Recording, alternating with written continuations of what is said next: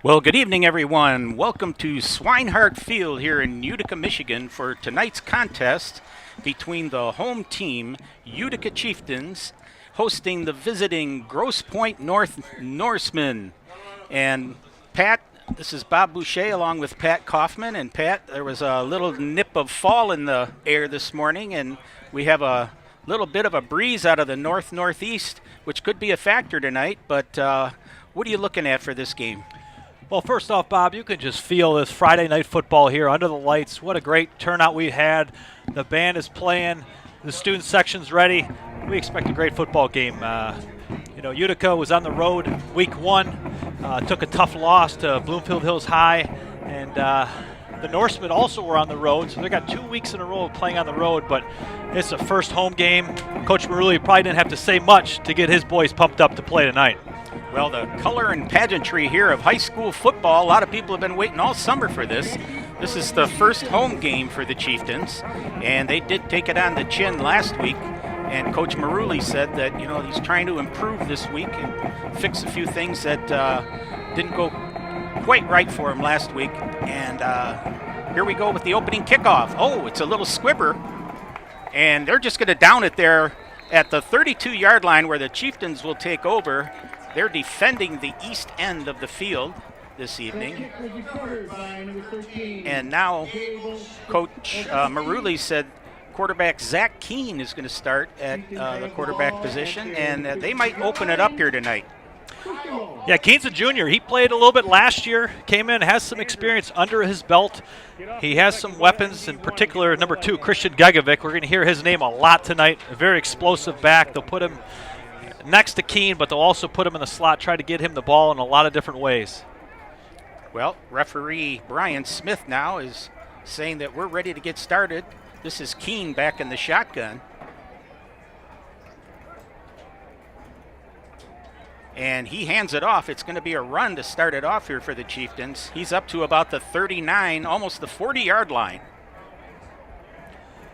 It's a nice inside run play. They went right at big tight end, number 81, Kurt Kesson, another returning guy. He's a two-way player.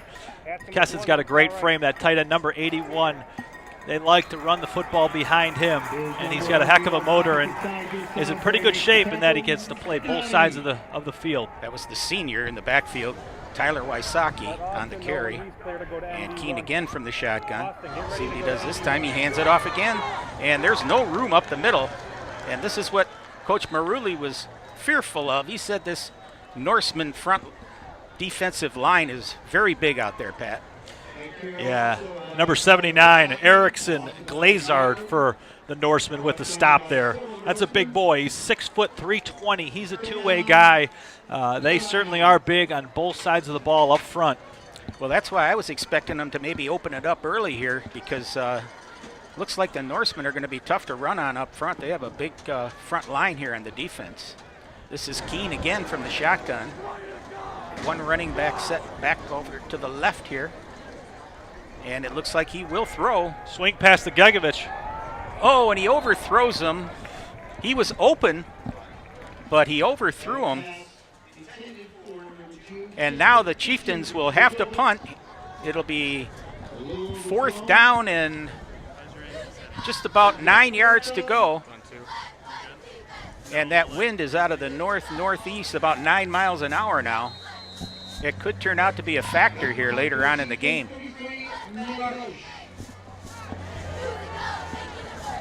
And this looks like deep for the Norsemen.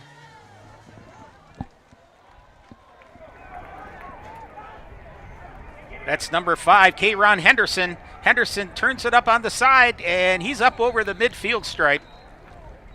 So Grosse Pointe will take over at about the Utica 49-yard line. And a fair run back there of about 15 yards. Yeah, Grosse Pointe North's got really good field position here. This is what you like. Oh, it looks like he stepped out just shy of the 50-yard line. So they'll be at their own 49-yard line here. This is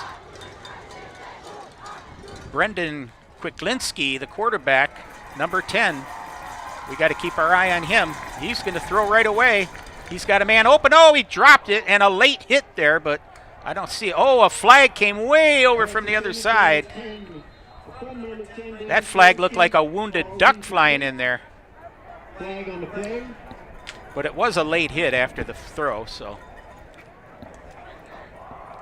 Certainly was. The Norsemen come out throwing first play. That's a little slant out combo. So a personal foul. Personal foul against the Chieftains. 15-yard penalty against the Chieftains. 15 yards. And result in a first down for the Norsemen. That moves the chains all the way down to the 37 of the Chieftains, where the Norsemen now will have a first down in Chieftain territory. And that was only the first play there for Grosse Pointe, and they're already marching off of a penalty.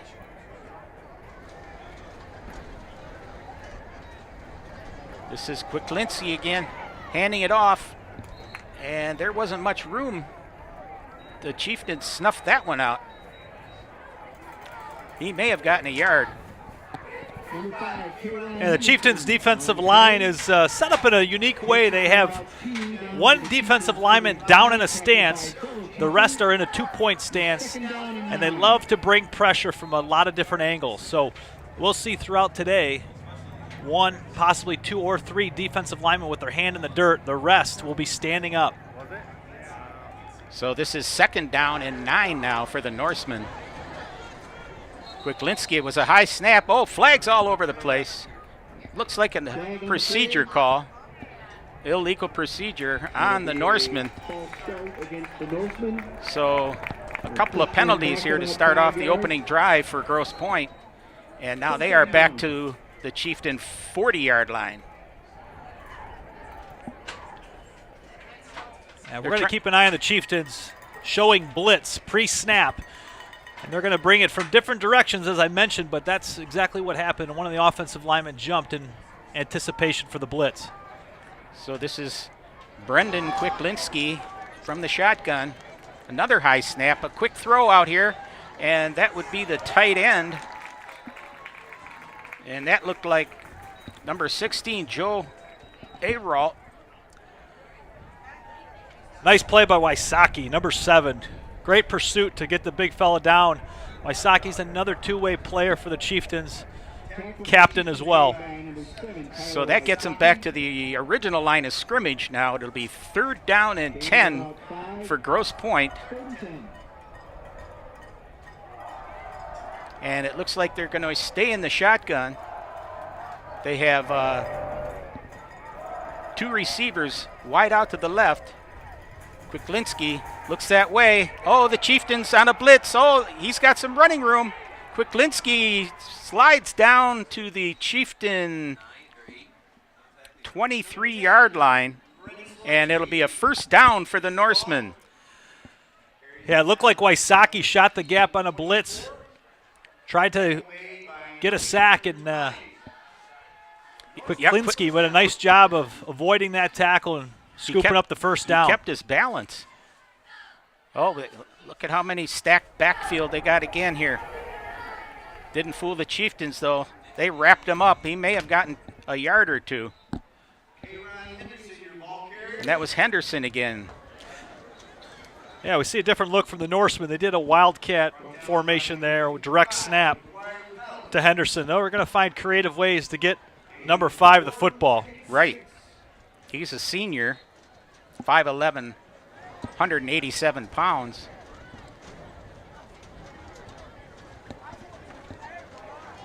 So now it'll be second down and about 6 from the Chieftain 20-yard line. Kwicklinski in the shotgun. Another high snap. Oh, and they've got him for a loss. They wrapped up K-Ron Henderson for a big loss. It's a great play by Jordan Hester. Hester was playing middle linebacker last week. Now they got him off the edge. Came in unblocked, Excellent football play there. Way to secure the tackle. Well, that was one of the things Coach Maruli wanted to key on was the defense this week, preventing the run. And so far, they've done a good job up the middle. Kwiklinski now again from the shotgun. He's got 2 wideouts to the left. Another high snap, and he's going to be sacked. Oh, the Chieftains get him all the way back to the 35-yard line. Great defensive play by Tyler Wysocki. He's a senior. It's a great sign by the Chieftain defense when you got 3 guys there on the sack. Great pursuit towards the quarterback, and we got 4th and about 17. Let's see what they're going to do. Here. It doesn't look like field goal range. They're going to likely go for it here on 4th down. Okay. Well, I don't know. He's got the wind at his back. I was watching him in practice. It looked like he was kicking him that far, but you're right. It looks like they're going to go for it. Yeah, it would have been about a 47-yarder. They got trips to the field. Kwiklinski now. Another high snap. He checks off, and it's going to go. Oh, it's intercepted. Oh, it's going to be incomplete. Yeah. I think he may have dropped it on purpose to get the ball back here to the line of scrimmage. But we'll see what the call is going to be. First down. They're ruling an interception. They did. So that actually hurt the Chieftains in field position. Yeah, frankly, that's as good as a punt if you're the Norsemen. He would have been better off dropping that ball. Yeah, it looked like Kwiklinski was trying to throw the ball up high to the big target, Joel Elralt, who was a huge target. Number 16, he's 6'5", 200 pounds. He's a tight end, but also the backup quarterback, and it looked like he was just trying to throw it up nice and high to make Joe go get the ball. And in the heat of the moment there, a defender sees the ball coming at him. So now this is Keene, and he hands it off.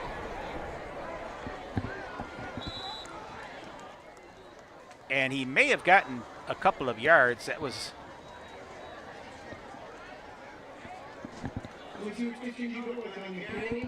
Gegovic with the carry. Yeah, Stuart Mcconnell, he's a big boy. 5'10", 240 pounds. We see him on offense as well, playing the slot and doing a lot of blocking in the backfield.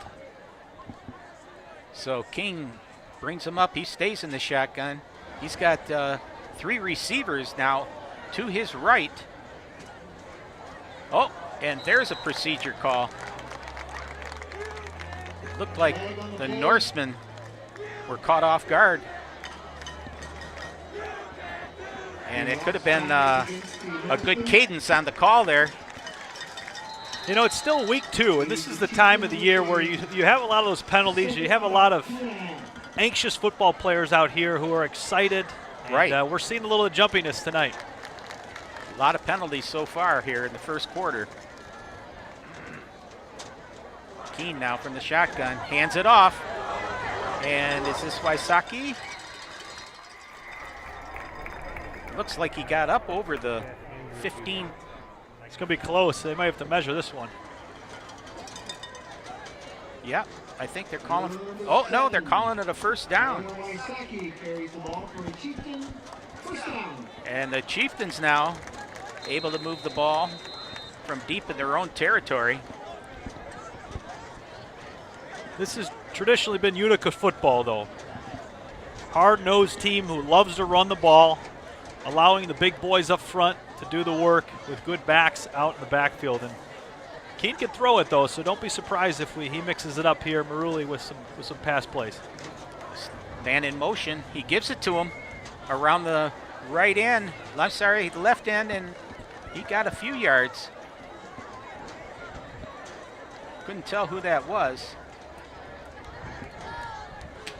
It was Gegovic, number 2. He's the senior.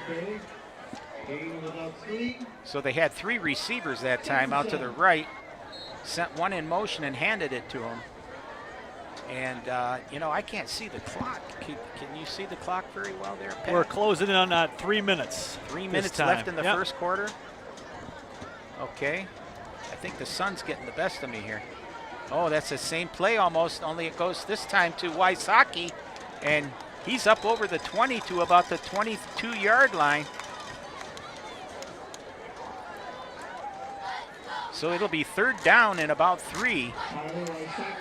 That was a really nice job by number 55, McGuire Palicki, pulling it from his line position to do a nice job of kicking out. This is a big 3rd down play here for the Chieftains now. They want to try to keep the ball, keep this going. Keene now with 3 wideouts to the right. And he hands it off. He can't get around the end though. And they're going to be stopped. A good play there by the defensive tackle for Grosse Pointe. I don't know about you, Pat, but I'm having a little trouble reading those yellow numbers on the white jerseys.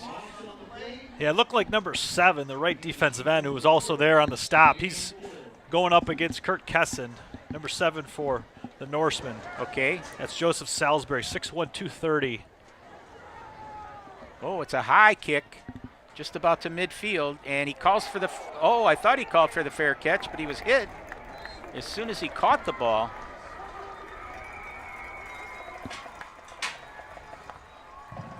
So now the Norsemen will take over at the Chieftain 44-yard line. Right here at the end of the first quarter, we have a scoreless contest so far, and it's been riddled with penalties, like you said. Only the 2nd game of the year, and they're still feeling each other out. Yeah, in addition to that, we've had the entire quarter spent on this side of the field, so it has been a field position situation in favor of the Norsemen. So this will be Brendan Kwiklinski now, back in the shotgun again. He has wideouts on both sides. This looks like a passing position. Another high snap. Oh, and he's going to be sacked back there. The Chieftains. Tell you what, that's a great job by Kurt Kesson. That's a big boy. They're going to need to put another blocker out there to block the big fella. Number 81, Kurt Kesson. Boy, it looked like he had him all the way back to the 45. They gave him to the 48-yard line. Yeah, Kesson, this is his 2nd year starting on varsity. He's only an 11th grader. This kid's got a future, in my belief, at the next level in college. Outstanding motor by number 81, great frame, long arms. I think he's a very good football player. Promising for next year for Utica with these juniors. And he gives the ball off this time. Oh, nowhere to go. The Chieftains doing a great job penetrating into the backfield. Excellent pursuit. Coach Cuddebuck, defensive coordinator, has to be thrilled right now with how his defense is swarming to the ball.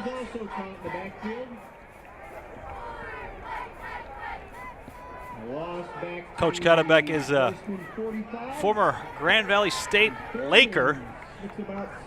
Played some college football up there and part of a very successful program at the college ranks, and he's certainly able to transfer his knowledge to the high school game. So this is going to be 3rd down and about 20. From the shotgun, Kwiklinski looking to throw, and they've got him again. Oh, is that the fumble? Almost. So the Chieftains really fired up out there, playing great defense.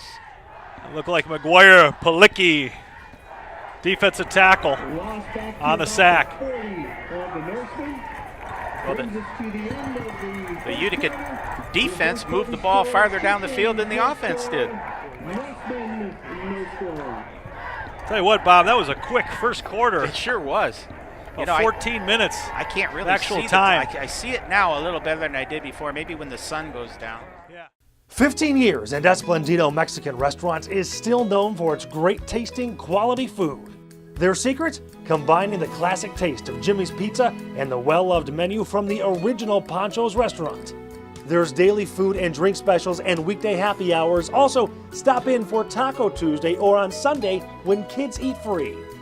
Dine in or carry out. That's Esplendido Mexican Cuisine off Mound Road in Shelby Township. Call 586-739-1070. We got Gagovic back deep. He's a very talented So this is Zutini athlete for here. the Norsemen. Back to punt.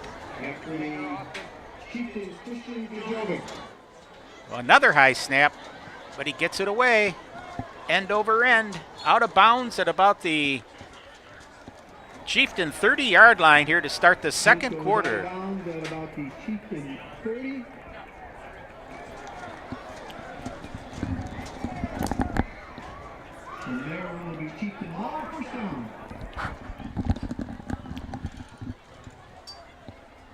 It'll be interesting to see what Coach Maruli calls this series. We've seen majority run play, but he, again, likes to get the ball to Gagovic in the slot position in addition to handoffs in the backfield. Okay, start the second quarter. Scoreless contest so far. This is Keene from the shotgun. And he rolls a little bit. Now he's he's got a man wide open over here.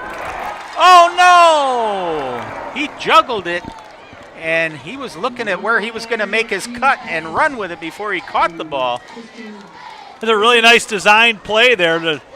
Keene was rolling, semi-rolled left. Brought the defense to the offensive left and threw back to Gagovic, who was in the slot on the backside, the short side of the field. If I'm the Norseman, I am keying number 20 or number 2 Right. for the Chieftains every play. Well, that was a well-conceived play. He was wide open. Now Keene again from the shotgun. And he gives it this time again to, was that Wysocki? I believe so, and there was no room. He may have gotten a yard or two. 7 Tyler Wysocki carries for a short gain, done by 55, Kevin Douglas. So it's already third down now and about 8 to go for the Chieftains from their own 32-yard line.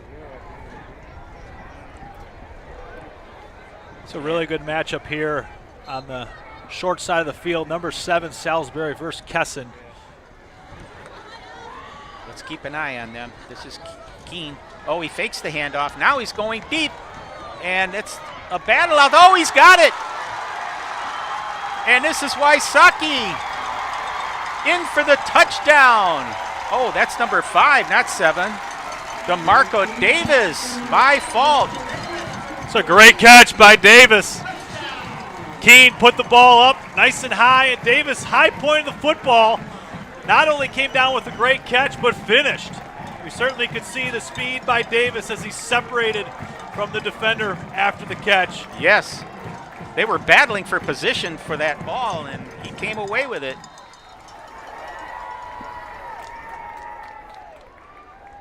Now the Chieftains for the extra point. The kick is up. And it's good. So right at the beginning of the second quarter here, the Chieftains take the lead 7-0 over the Grosse Pointe Norsemen. It's a good sign for the momentum for the Chieftains. You can hear the band playing. The crowd is into the game. And so far, a pretty nice performance by the home team. We got an outstanding crowd here for the Chieftain faithful. Great performance by the defense to get him into that field position. Absolutely, Bob. Sometimes the best offense is a great defense. Yeah, it turned out to be the case that time. But it was a great pass, right on the money. So that electrified the crowd.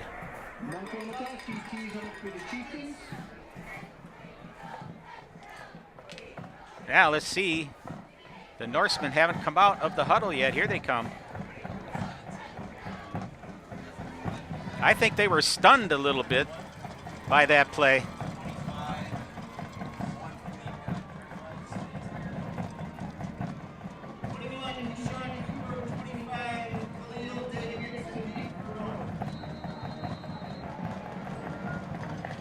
Oh, and that was a line drive kick going all the way down to the 5-yard line. And the Chieftains cover. They've got them back around the 15.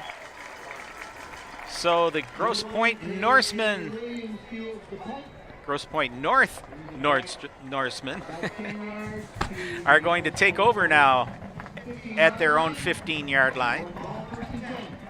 And you know, talking to Coach Druin before the game, he was only hired a week before the season started, and it's taken him this long really to get everything in sync. He's had to learn, you know, his assistant coaches and everybody's assignments, and he's really finding out he has a lot of talent on the team, and it's just a matter of being able to put the right people in the right positions. Absolutely. When you have a system that's been in place, that's one thing, but having the leader to operate and lead the system is often what is incumbent upon the head coach. You know, and there was a early in the season mistake, illegal procedure, and he wasn't, that was Quicklinski, was actually under center that time, not from the shotgun, so that was a little different setup for them.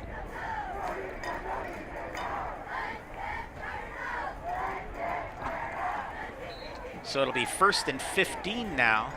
Ball back at the 10-yard line for the Norsemen. Got a lot of two-way players on this Chieftain team, and this is where the offseason and preseason conditioning comes into play. How well are you prepared for this type of environment, playing both ways? Absolutely. Quicklinski now under center, and he looks to give it off right away, and he's got a hole over there. And he's got about 6 yards on the carry. A good run there for, looked like K-Ron Henderson. 24, Nick David, your ball carrier. His gain on first down for about 6. Nope, check that. It was Nick David with the carry. And second down and about 9. And he kept his head down and barreled forward for about 6 yards. Nick David, a short, stocky kid, 5'9", 220.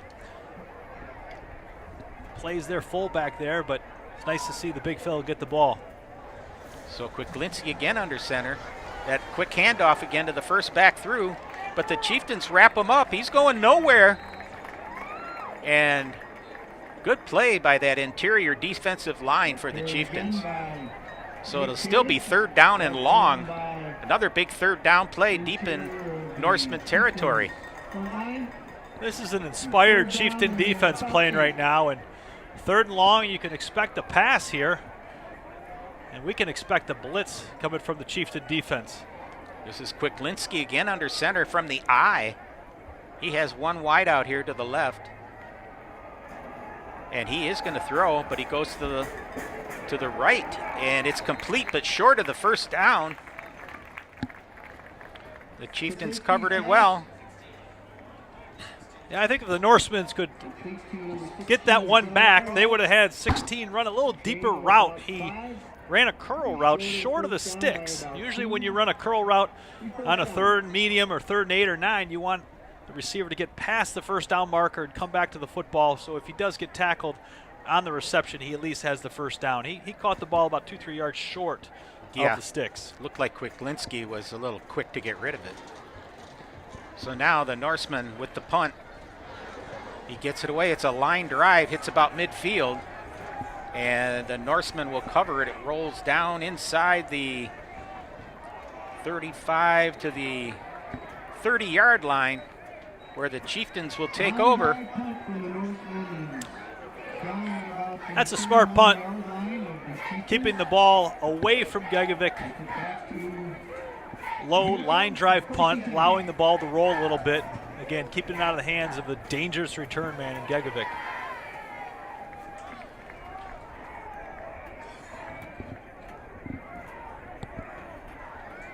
So now the Chieftains, 1st and down, 1st and 10 from their own 30-yard line.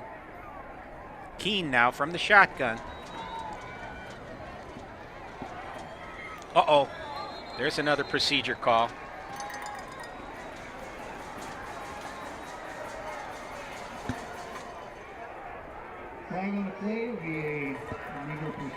Looked like DeMarco Davis got a little anxious, took off too soon.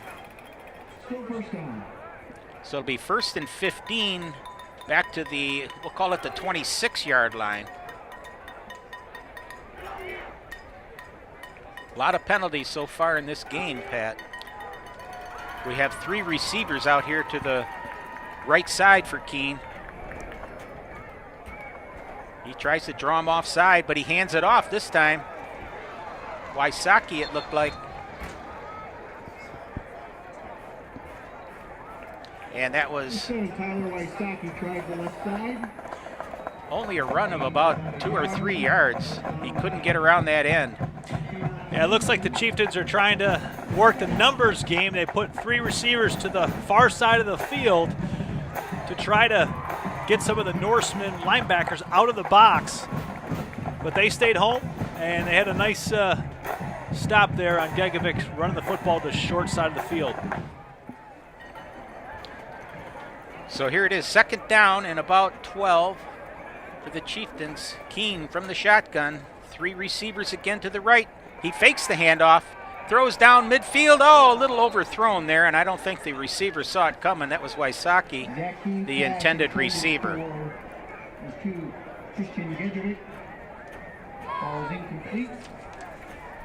Well, I wanted to mention, Pat, that anybody that is hungry should head to Esplendido's to see Carl down there, and he will take care of you. They are one of our faithful sponsors here. You can also order a carryout at 739-1070 for Esplendido. And it's going to be a timeout for the Chieftains.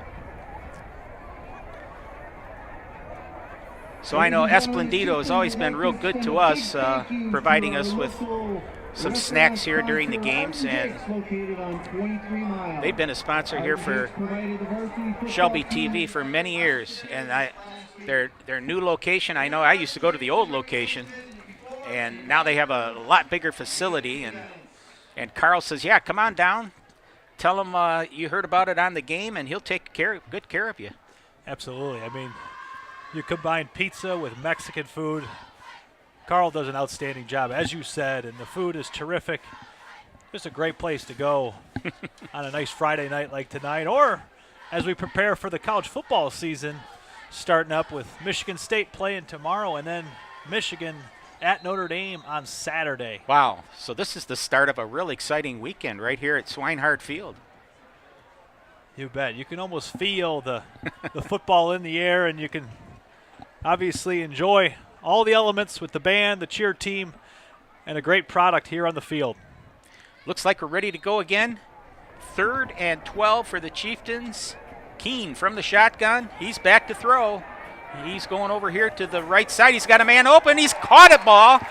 And number 2, Christian Gegovic with a big catch for a first down over the midfield stripe into Grosse Pointe North territory. Like I said earlier, if you're the Norsemen defense, you got to keep an eye on number 2. He is a threat. They'll put him in the slot. They'll put him out wide, and they'll put him in the backfield. But wherever they put him, they're looking to get him the football, either on the run or on a pass. And Keene with a nice pass, really nice touch there to put it in a perfect spot. Keene again from the shotgun. He sends him to the other side. 3 receivers to his left. But he hands it off, and it's going to be for a loss. Nowhere for Wysocki to go, as the Norsemen were able to wrap him up before he got back to the line of scrimmage. Yeah, this defensive line for Grosse Pointe North continues to be pretty stout. Again, a lot of big boys up front who will hold that line. Well, Utica's had success throwing the ball, and they're trying to catch him off guard, I think, because they'll throw in a run here and there, but I think they really do want to pass. Well, we've seen the success that happens when we throw the ball, and they're a little slow breaking out of the huddle. That could mean a pass. Keene now with 3 wideouts to the left from the shotgun. Oh, a low snap, and he's barely back to the original line of scrimmage, if at all. Gegovic. So it's 3rd down and 10. Another big third down play here for the Chieftains with just under 6 minutes to play here in the first half.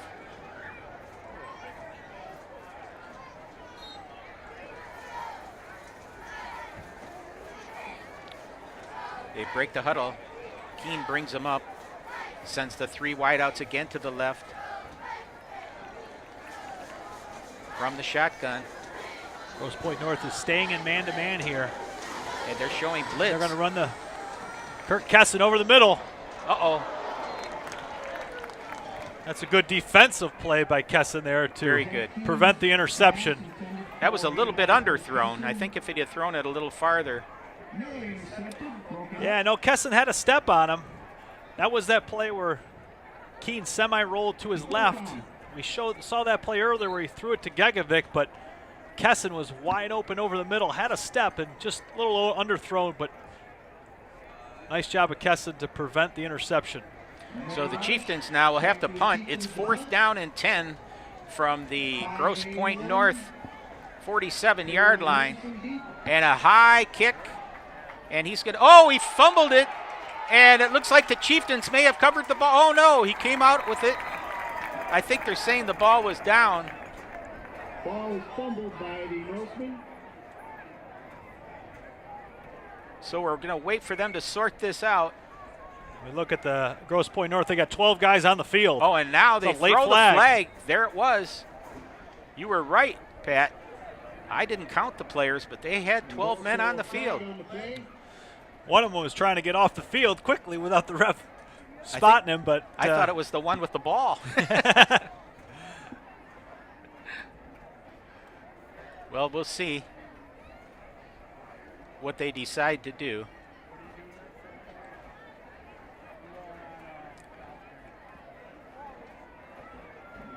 too many men on the field, so they're going to go 4th down. They're going to assess the penalty, and the Chieftains might go for it here. We'll see. It's going to be 4th and 5 from the 42-yard line, 43-yard line. We'll see what the Chieftains decide to do. And they're going to bring the offense back out on the field. Yes, you're right. They may go for it now. And they're going to try and go quick here. While the Norsemen are in, they're going to want to get a timeout, and they do. So Grosse Pointe North calls the timeout with just about a little over 3 minutes to play here in the first half. And again, we see another penalty that's really making a difference here on field position for both teams. You know, Bob, I haven't been counting, but I would bet we've had at least a dozen penalties between the two teams. And that was a nice job by the Chieftains with the ball on the short side of the field on their hash, trying to get their offense out on the field quickly before the Norsemen could get their defense out. They were still in their punt return team look. And that's how you get too many men on the field. They don't know who's supposed to be out there if they don't know what the other team's going to do. And now they only have 10 players. Oh, gee. They're going to need another guy out there. Okay. That was a quick count on your part, Pat. Now they send Gegovic in motion. I think they're going to try and get him off sides. Keene now looks to the sideline. Maruli flashes a sign. They're using a lot of time here. They're going to lose that 5 yards if they don't hurry.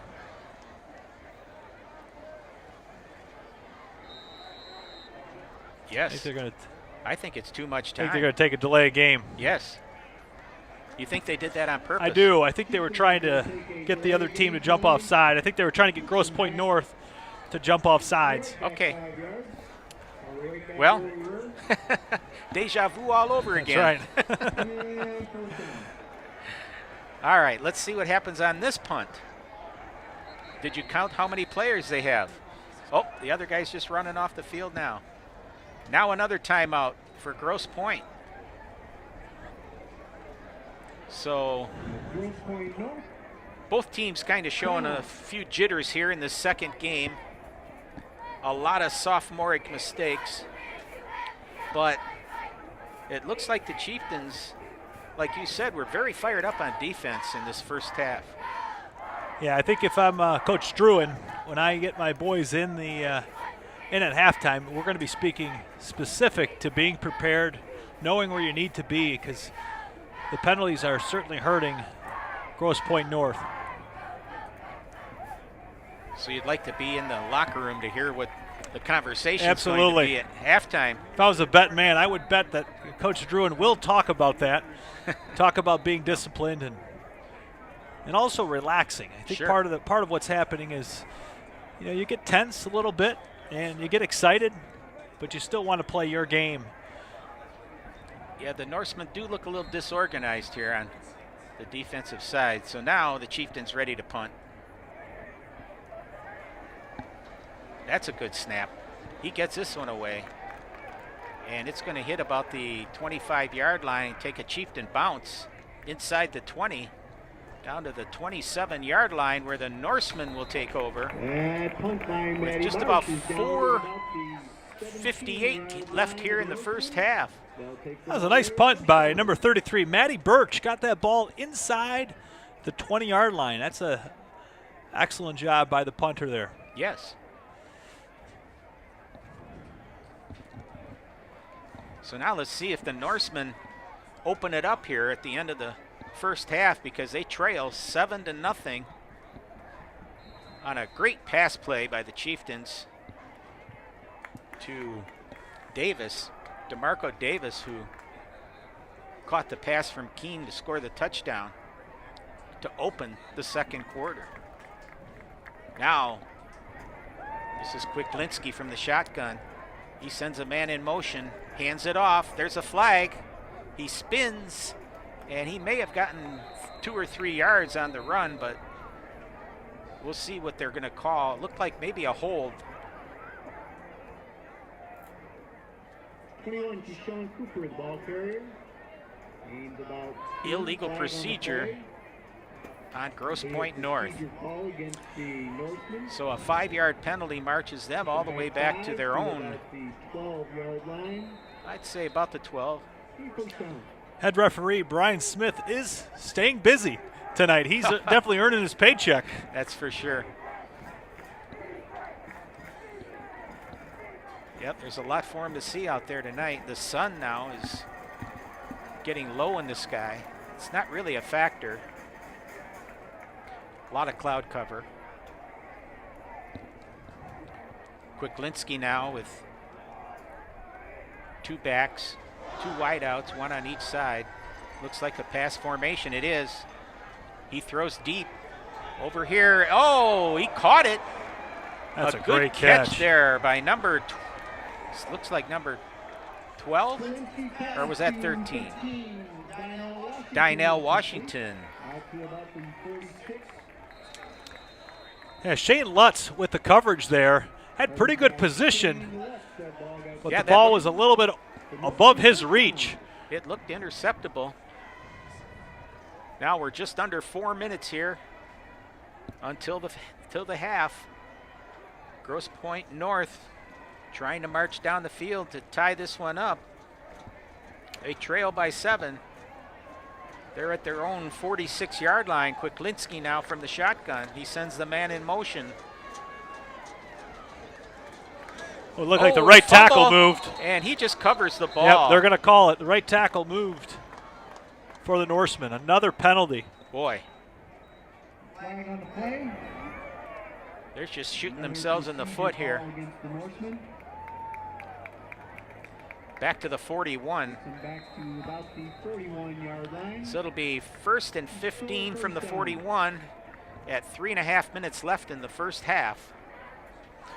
Now, another thing with these penalties is this particular one, the clock is still going. So it's definitely favoring the Chieftains with the clock winding down, closing in on 3 minutes left in this half.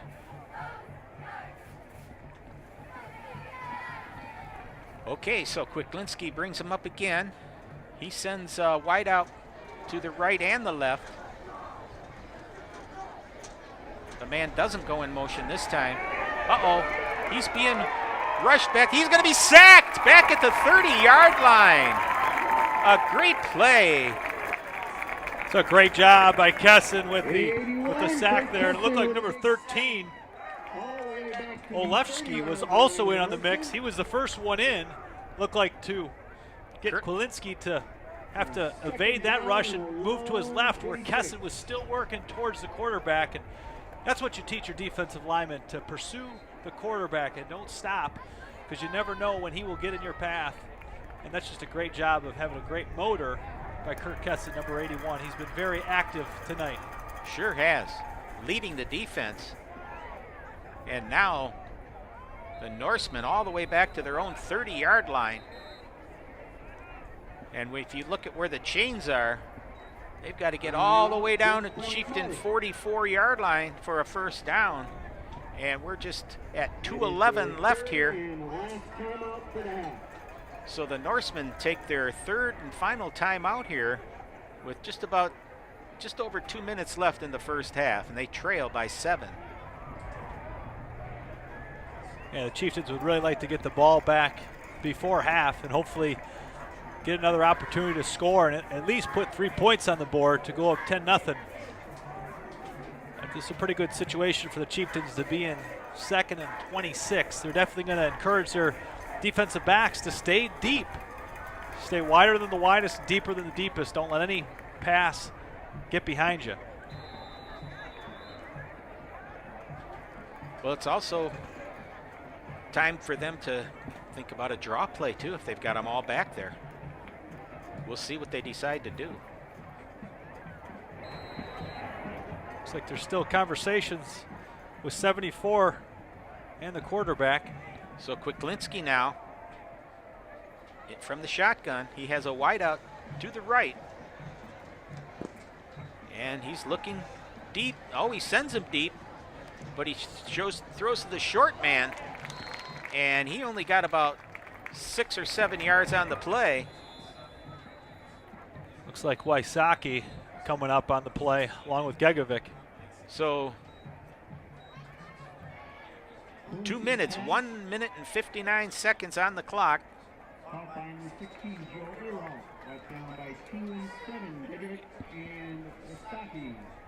And it looked like they did charge Utica with a timeout here. To a third down and about 18. It's Chieftain timeout. So once again, we want to mention Esplendido. They are our sponsor this evening. And you can call Carl down there at 739-1070. Order a carryout or stop in.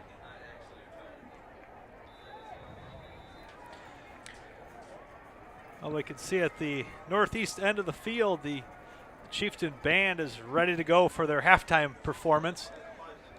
It's always quite a treat for the community for that halftime band performance. They were fired up before the game to fire up the crowd. So here we go. Kwilinski again from the shotgun, a wideout here to the left. And he's looking this way, rolls to the left. Chieftains chasing him. Oh, it looked like a good defensive play.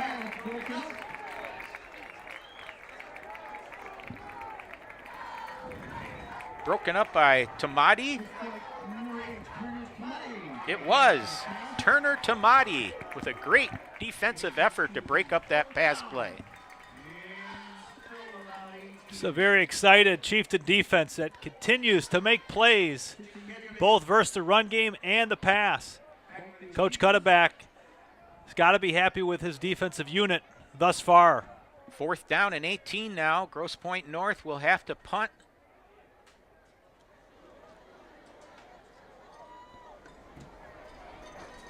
Oh, another high snap, and he's going to have to run this one. Oh, they've got him.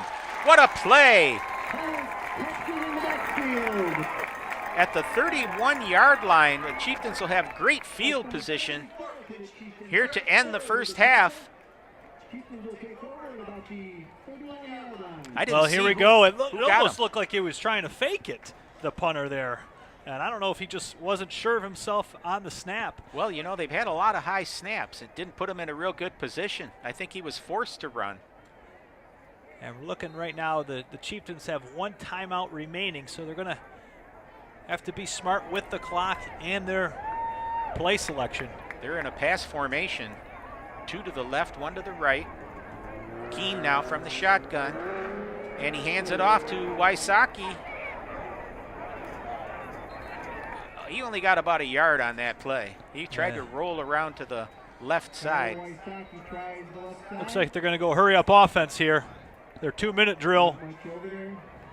1:29 left in the first half. The Chieftains trying to score here one more time to get another score ahead of the Norsemen before the half. Keene now in the shotgun. Looks like pass formation. A low snap. Oh, it was a fumble. It's gonna be a face mask. Wysocki was able to pick the ball out of the air. It's going to be a huge penalty in favor of the Chieftains. A 15-yard face mask. The clock will also stop, which should put him at about the 15-yard line. Wow. Automatic first down as well. That was very fortunate that Wysocki was able to hold on to the ball. And they do call a face mask against the Norsemen. Looks like the only 5-yard. Not a personal foul, so it's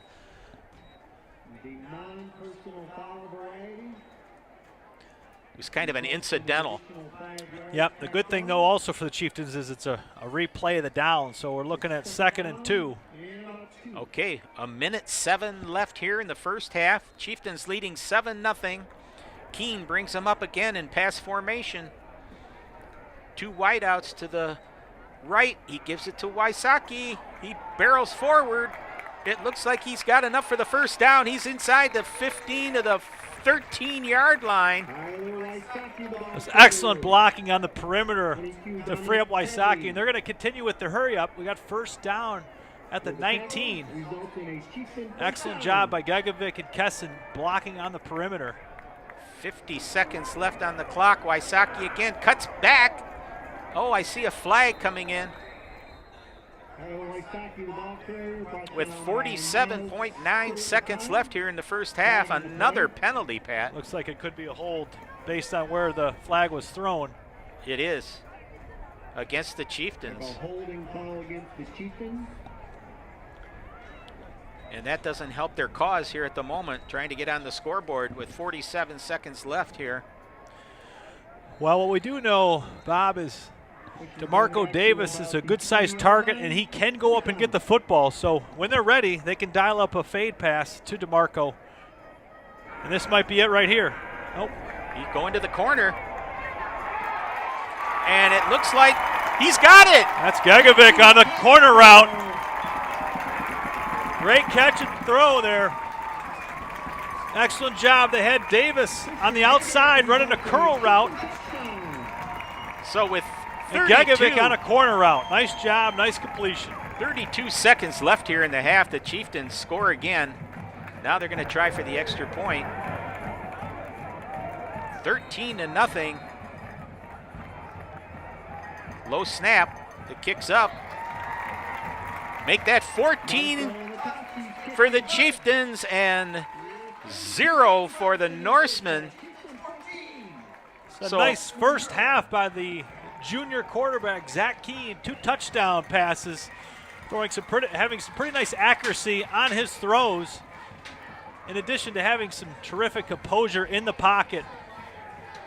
Well, we'd have to call this a penalty-ridden first half.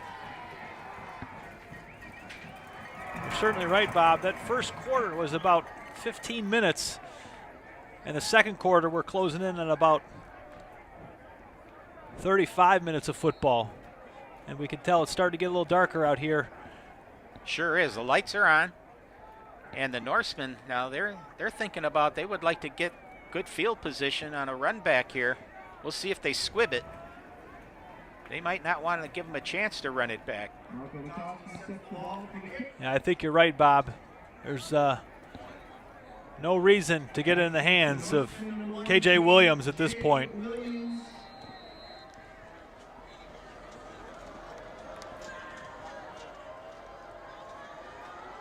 Oh, it is a good kick.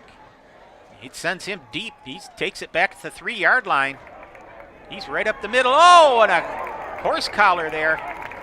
And they were able to get him down at about the 17-yard line. It's a nice job by the kickoff team. Very good for special teams there on the kickoff for the Chieftains. Oh, we have an injured player down here.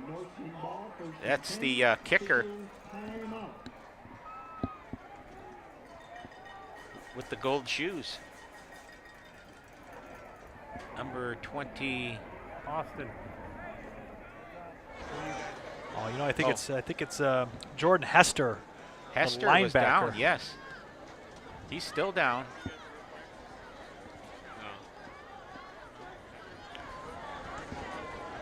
Hester's an important part of that defensive unit. We hope he can be all right. Sometimes with this weather and temperature, guys are cramping up, and that may just be the case, but hopefully it's not a knee or an ankle. He's holding the top of his cleat. He's likely to have a calf cramp. Trying to stretch it out there.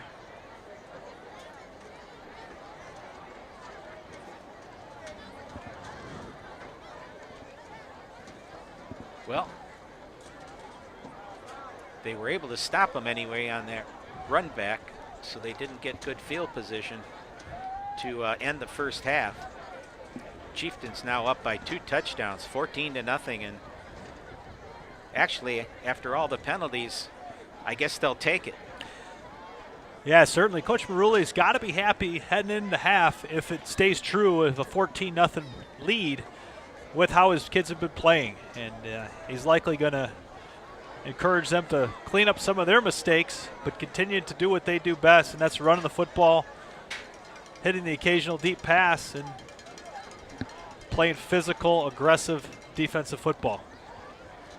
Well, with 25 seconds left in the first half now, the ball sits at the 20-yard line for Grosse Pointe North in this Mac White contest. Both teams are 0-1 coming into this game.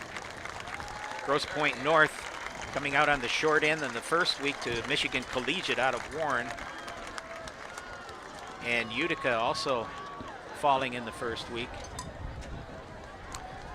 Nice to see Hester walking off on his own power there. He's going to be a key contributor throughout this game and the season. Yeah, he looks like he's okay. Like you said, it's probably just a cramp. But he's not real happy with himself. I'm sure he wants to be in there. And, oh, Grosse Pointe just takes a knee. So that'll take us to the end of the first half here as the clock runs out. So with the score, the Utica Chieftains 14 and the Grosse Pointe North Norsemen 0. We'll be back with second half action right after this. 15 years and Esplendito Mexican Restaurants is still known for its great tasting, quality food. Their secret? Combining the classic taste of Jimmy's Pizza and the well-loved menu from the original Pancho's restaurant. There's daily food and drink specials and weekday happy hours. Also, stop in for Taco Tuesday or on Sunday when kids eat free. Dine in or carry out. That's Esplendito Mexican Cuisine off Mound Road in Shelby Township. Call 586-739-1070. Welcome back for second half action this evening for this Mac White contest between the Utica Chieftains, who are leading 14-0 over the Grosse Pointe North Norsemen. And the Norsemen are going to receive here at the west end of the field to start the second half. Pat, what are you looking for here in the second half? So I think what the Norsemen are going to try and do is sustain a drive. Their first half drives were pretty brief, not a whole lot of attacks close to the end zone. So I think they're going to want to establish themselves, put the ball in a position to score some points. And I think the Chieftains are going to look to continue to be aggressive on the defensive side of the ball, attacking the passer. They had probably 3 or 4 sacks, along with some excellent plays in the defensive secondary. And I think on the offensive side for the Chieftains, they're going to look to eat up a lot of clock, running the football, and occasionally sprinkling in some passes like they were successfully doing the first half, with Zach King hooking up with Davis and Gegovic for 2 touchdown receptions. Well, we're ready for the kickoff now for the second half action. And here's the kick. It's a line drive. Oh, it's fumbled. And, oh, it's still down. He finds a gap and gets it almost to the 30-yard line where the Norsemen will take over to begin the second half, down 14 points. And you know, Pat, I misspoke earlier in the first half. I said it was a penalty-ridden first half. I meant it was a penalty-riddled first half. Well, I think we all certainly knew what you meant, especially by the amount of camera time that head referee Brian Smith is getting tonight. Yes. They have done a nice job. The official crew doesn't always get the recognition, but I think tonight they're doing a really nice job of calling a good game. Well, with so many penalties, I got my merds wixed. Now we're ready to start here. The Norsemen from their own 30-yard line, man in motion. This is Kwiklinski. He's going to be sacked back there. And the Chieftains start the second half with a sack. Wow, it's a that's fumble. how you want to start if you're the Chieftains. Oh, what one a play. One turnover, and it looked like a broken play. The Norsemen were not on the same page. Quarterback Swilinsky was looking to hand off, and the running back went the other way. Well, as you said, sometimes the best offense is a good defense, and that was definitely the case there. Short field here for the Chieftains. Don't be surprised if they throw the football here. So Keene now from the shotgun. As he sorts this out, he sends 2 receivers out Keep to an the eye right. on Gegovic, number 2. He's in the right-hand slot. Oh, this is the give. Oh, and he's met right there at the line of scrimmage. A hard hit. He may have gained a yard. And that was Tyler Wysocki, the ball carrier. Wysaki's a hard runner. He took quite a shot, but he continued to get that extra yard with his pad leveled low. Love to see a guy like him running hard between the tackles. Not a big kid, but he can be physical and great two-way player for the Chieftains. Yeah, he came over to the sideline. He's staying out for this series. Let's see now. Keene still from the shotgun. 2 receivers split out wide to the right. And he hands it off, though. He's got a hole. Spins down to the 21-yard line. And Gegovic was able to get about 6 yards on the play. And we're looking at 3rd and 4, but I have a feeling this is going to be 4-down territory for Coach Maruli's offense. Yeah, they haven't looked like they want to pass. They're trying to run the ball. And Grosse Pointe North with a big line up front there on the defensive side. Yep, and they continue to pack the box. 8 guys in the box playing man coverage. And another run up the middle, but the Norsemen stack them up, and not much of a gain. I think he may have gained a yard. So it'll be 4th down, just short by about 2 yards of the first down. And they're not bringing out Matovsky. This would be a 37-yard field goal, but they're going to go for it. Okay, let's see what happens here on 4th and 2 from about their 20-yard line. Keene sends a man in motion. It's a handoff up the middle again. Wysocki, and I don't know if he got it or not. This is going to be close. They might have to measure. You're right, Bob. This is going to be really close. Hard to tell from our angle up here in the box. I don't think he got it. And it's an official timeout now. They're going to bring in the chains. The official timeout for a measurement. Nothing fancy about that 4th and short. Well, we'll see. The nose of the football is just shy of the 18-yard line.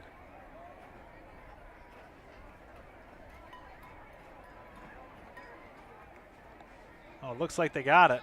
I don't know. He hasn't stretched it all the way out yet. No. Oh, wow. It's short. Short by about a half a yard. Yeah. So with 9:39 left here now in the third quarter, the Norsemen will get the ball back after the Chieftains failed to convert on a 4th down in Norseman territory. They'll be starting out at about their 20-yard line, trying to catch up here. They're down 14-0 here early in the third quarter.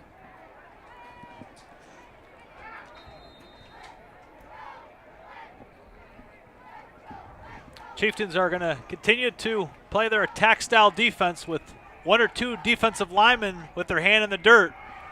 Well, this is Kwicklinski now under center. And he's from the eye. Let's see. Oh, little jump there. Yes. Looks like it's going to be a legal procedure on the Chieftains. He got a little anxious over here. Oh, no. They called it against the Norsemen, so he was drawn off. Well, we've seen 2 plays for Grosse Pointe North offense this half. 1 a turnover, and the second play a penalty. They are picking up right where they left off from the first half. And Coach Druin, I'm sure, is a little concerned about where they are at this point in the half. 1st and 15 from the 15.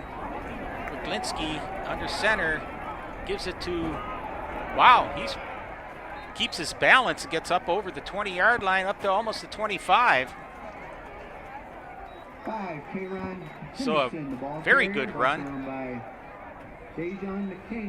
Got a chance to see right there how Henderson hits the hole, and not only hits it, but carries the run, the defensive backers there.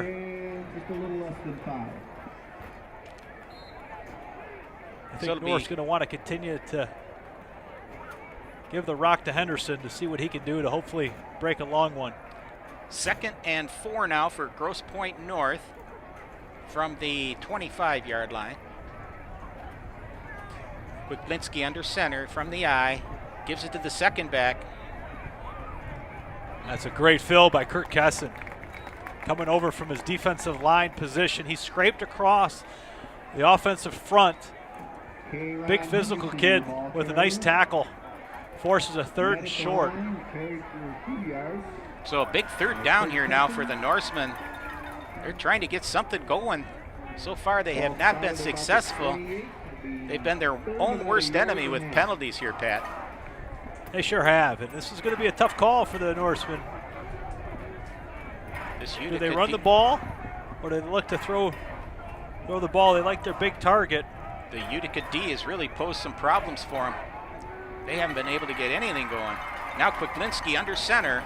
He has wideouts to the right and left from the eye. Looks to throw over the middle. He's got a man. This looks like Henderson. And it is a 1st down now for Grosse Pointe North. He gets the ball up to the 40-yard line in their own territory. So that was a quick hit pass, and it looked like it finally worked for him. Yeah, they hit Washington on the slant route. Just a quick 3-step drop. Got the ball out pretty quickly for a 1st down. Yeah, I misspoke. That was Dynale Washington. And now he has under center again from, and we had a Norseman jump off sides over there on the left side of the line. Looks like illegal procedure against Grosse Pointe North. That'll move the ball back to the 35-yard line where it'll be 1st down and 15. They've got to get over the midfield stripe for a 1st down. And with 7 minutes left here in the third quarter, they still trail 14-0.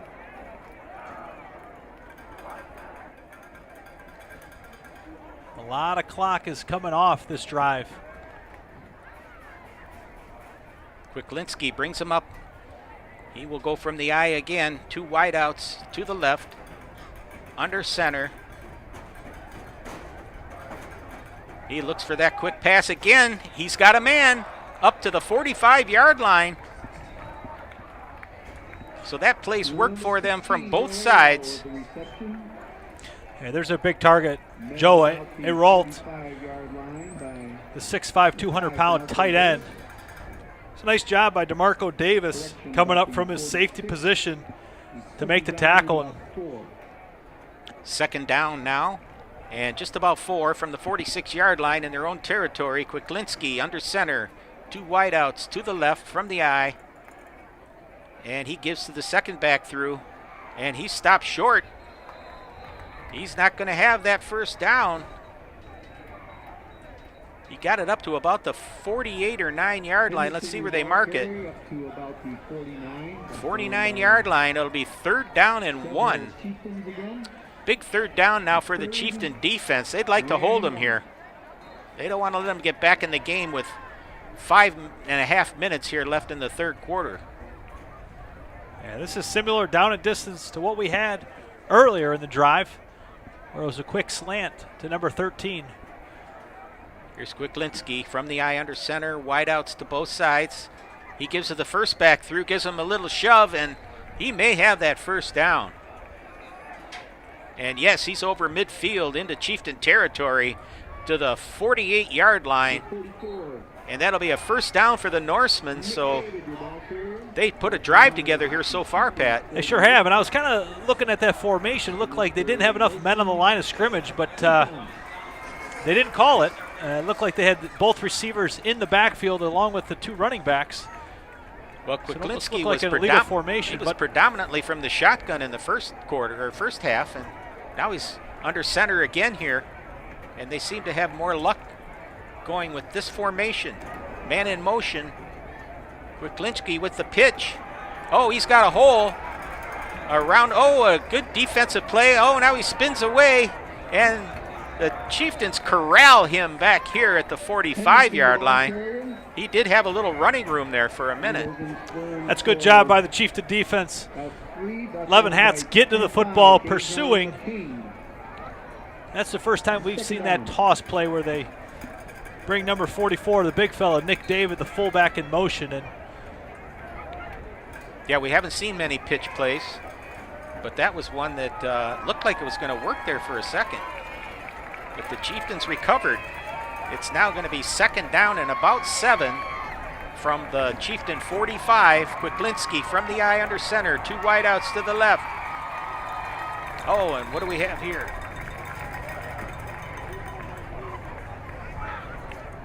Timeout Utica. So they're going to burn one here with 3:55 left in the 3rd quarter, and they're leading 14-0, but looks like Grosse Pointe North has figured something out here at halftime. They've got a little bit of a drive going right now. Yeah, they're chipping away. They're getting 4 or 5 yards a pop and sustaining a pretty nice drive, but in addition, they're eating up some clock. So under the 4-minute mark, this is about a 10 to 12 play drive they have thus far. Well, they've made some improvements. They haven't had as many penalties, and the Chieftain defense was really stuffing them in that first half, and they've been able to find a few holes here now.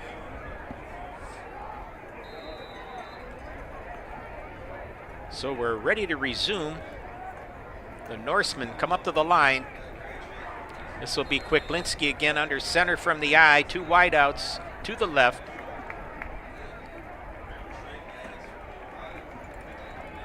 Oh, he gives it to the second man again. He's got some room, but they're riding him, and all the way down to the Chieftain 33-yard line. It'll be another Norseman first down. Yeah, Henderson's starting to get into a little bit of a rhythm here. The first half, he didn't get the ball too many times within a series, and this series in particular, he's gotten 4 to 5 carries, and I think he's starting to get into the rhythm of the game. Well, like we said, if we'd have been a fly on the wall in the locker room of the Norsemen here at halftime, we'd want to see what Coach Druin said to him now. He's really lit a fire here on the offense. They're moving the ball on the Chieftains. So first down and 10 now from the 33 of the Chieftains. Kwiklinski, another handoff. He's got some room to the left.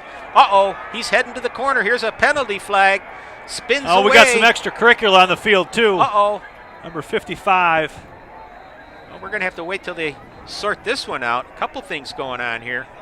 I think that play is going to come back, but McGuire Palicki was involved in some extracurricular with one of the Norsemen offensive linemen. And you think that's what the flag's all about? We're going to find out here. Personal foul or... Oh, they're talking to Utica. Oh, yep, it's against the Chieftains. 15 yards. That's going to hurt. Wow. All the way down to the Chieftain. I can't tell. Is it the 5-yard line? Inside the 5. Right about the 5-yard line. So that one's going to hurt the Chieftains. Head referee Brian Smith is talking to Coach Marulli right now. Marulli's definitely a little concerned about that call. That was a big penalty here. It's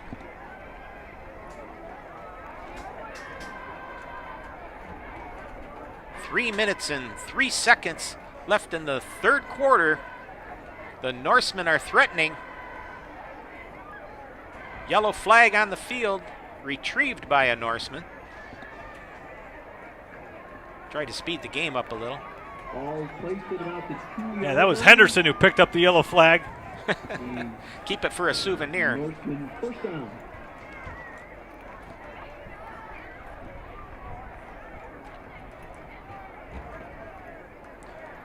Now, first and goal, looks like from the 1-yard line. Oh, boy.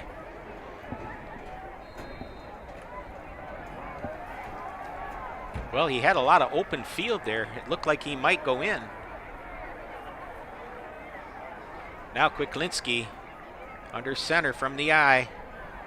Oh, he tries to draw him off. He almost did. And it looks like it's going to be a Grosse Pointe North touchdown. So that'll narrow the score now to 14-6. As the Norsemen put together a halfway decent drive here in the third quarter with 3 minutes left to come back against the Chieftains. Yeah, they sure did. It was about a 8-minute drive by Grosse Pointe North, which was initiated by a penalty that put them back in their own territory, but extra point attempt, it's up. And it's good. So the difference of 1 touchdown now separates the two teams, 14-7 here with just under 3 minutes to play in the third quarter. And once again, we want to remind everyone, if they have an opportunity to be down Mound Road, south of 23 Mile Road, stop into Esplendido. Ask for Carl. He'd be happy to show you the menu and serve you some fine Mexican food. They have great pizza, or you can call for a takeout, 739-1070, 739-1070. Thank you for being one of our sponsors, Esplendido. So now the Norsemen will get into kickoff formation. The Chieftains aren't too deep. They're looking for that line drive squibber again. yeah, Grosse Pointe North opened the game with a quick kick just beyond the second level of the kick return team. Well, they've made it a game here now as they came back here just before the end of the third quarter. They only trail by a touchdown, and they looked like they were on a mission on that last drive. Yeah, they certainly were. The big boys up front were creating holes for Henderson. And Nick David finished it off with a 1-yard touchdown. So here's the kickoff. Again, oh, it's exactly what they wanted, an onside kick, and they've got the ball. Grosse Pointe North. The ball hit a Chieftain. He wasn't able to handle it, and it worked for him. And now, as we said, this is a game. The Norsemen recover the onside kick just over the 50-yard line into Chieftain territory at the 48. And here we go again. They're still on offense. That one hurt the ego here of the Chieftains. 2:55 remaining in the third quarter. And Grosse Pointe North now sends Kwicklinski under center. 2 wideouts to the left. He's from the eye. Gives to the second back, but the Chieftains wrap him up here. He'll be stopped around the 45-yard line. So a gain of about 3 yards on the play. Henderson, the ball carrier, brought down by. And I think the Chieftains were shocked by that turnover on the kickoff there, Pat. Yeah, they sure were. That was a pretty nice kick by Grosse Pointe North's kicker directly at Ben Sheridan. And that's a tough play to handle when you're right in the front middle. You don't have much time to react. And in addition to not having much time to react, your buddies nearby on that kick return unit have to react as well. And the Norsemen were all over it. We still have a player down here for the Chieftains. I think it might be McGuire Palicki. He also plays center for the Chieftains. Coach Maruli is talking to head referee Brian Smith about something that he doesn't seem too happy about. Now the player's up anyway. That's a really good sign. Might have just got the wind knocked out of him. Always good to see these high schoolers walking off on their own power. So Palicki looks like he's okay, but he's going to stay out. And now the Norsemen from the Chieftain 44-yard line. It's second down and about 7. Kwiatlinski from the eye, the first back through gets the that's a great job by Joe Ducey, number. I think the Chieftains may have recovered. Let's see. Fumble on the play. Nope. They're saying the Norsemen kept it. That's a great job by nose tackle Joe Ducey. He came in for Palicki. He got off the ball extremely quick. So a loss on the play moves the ball back to the Chieftain 46. It'll be 3rd down and 8. With just under 2 minutes to play here in the third quarter, the Chieftains clinging to a 1-touchdown lead, 14-7. But the Norsemen have ruled this third quarter. They're on another drive again, and the Chieftains trying to stop them here. Kwiatlinski under center from the eye, 2 wideouts to the left. See if he hands it off again. No, there's that quick pass. Oh, and they break it up this time. He juggled it. Wasn't able to hold on. So that'll bring up a 4th down and 8 now for the Norsemen, and it looks like they will be forced to kick. It's an excellent read by safety DeMarco Davis, number 5. Got out of his back pedal quick to come up on the big 6'5" tight end. They got too many men on the field at the moment. Now one runs off. So the Norsemen back to punt.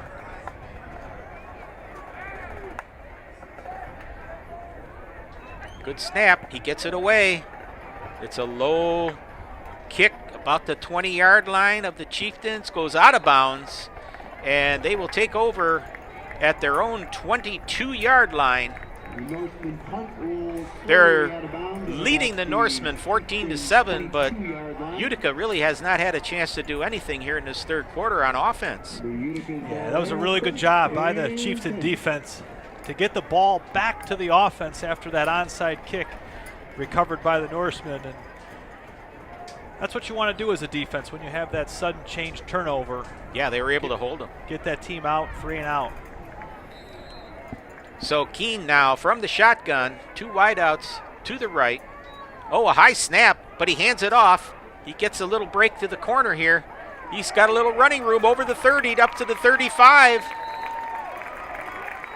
And that's enough for a first down, I think. Yes, it is. That was a really nice job of blocking downfield by number 74, Derek Ford, the junior offensive lineman. Love to see offensive linemen blocking safeties, the defensive backs, 10, 15 yards down the field, and that's exactly what Derek Ford did. Had Gagovich broken one more tackle, he might have been gone. 50 seconds left now in the third quarter. The Chieftains trying to get something going. Keene now from the shotgun, sends a man in motion, hands it off up the middle, nothing doing. The Norsemen get him down. We're down to 35 seconds left in the third. There's a Norseman down. Erickson for the Lasers. And with 30.3 seconds left here in the third quarter, the injured player now is off under his own power over to the Grosse Pointe north side. But it stopped the clock for a second. Give everybody a little breather.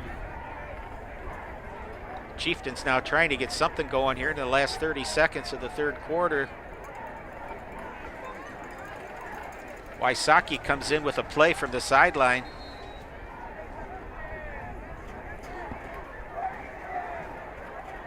What do you think? They're going to throw the bomb here now, Pat? I think they're going to throw the ball to Gegovic. He's right there at the number 2 receiver in trips. Look for him to run a seam over the middle. Uh-oh, a low snap. And there he is deep. There it is. There's that long pass. Oh! The ball was up for grabs. Almost interception. Almost intercepted by the Norseman defensive back on his back. Well, we kind of sensed what the play was going to be, so everybody kind of knew what they were going to do. Yeah, a little underthrown by Keene. Had he put a little more air under it and allowed Gegovic to go get it. Right. It was a little bit underthrown. Now with 7 seconds left in the third quarter, Keene comes back in from the sideline with the play. It'll be 3rd down and 11 from the Chieftains' 33-yard line. Same formation. Look for them to try to do the same play. It is.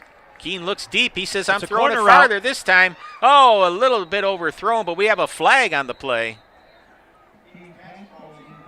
And it's likely going to be holding on the Chieftains.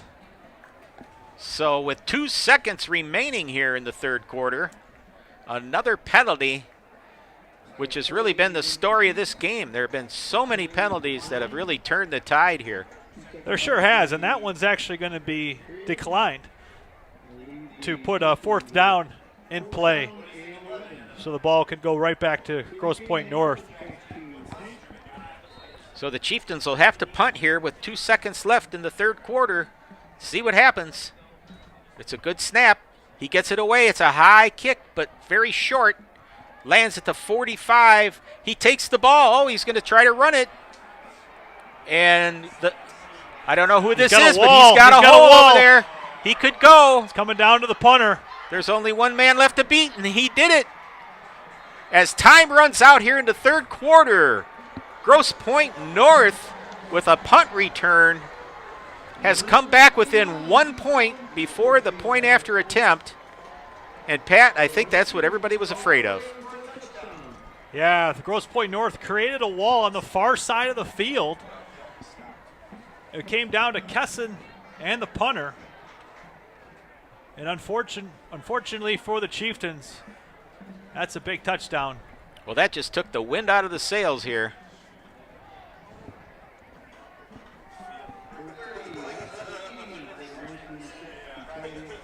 Here's the extra point attempt. Oh, it's juggled. And now he throws it. It's complete, but they've got him wrapped up over there. So the Chieftains maintain a 1 point lead here at the end of the third quarter. So with Utica leading 14-13 over the Grosse Pointe North Norsemen. We'll be right back after this short break.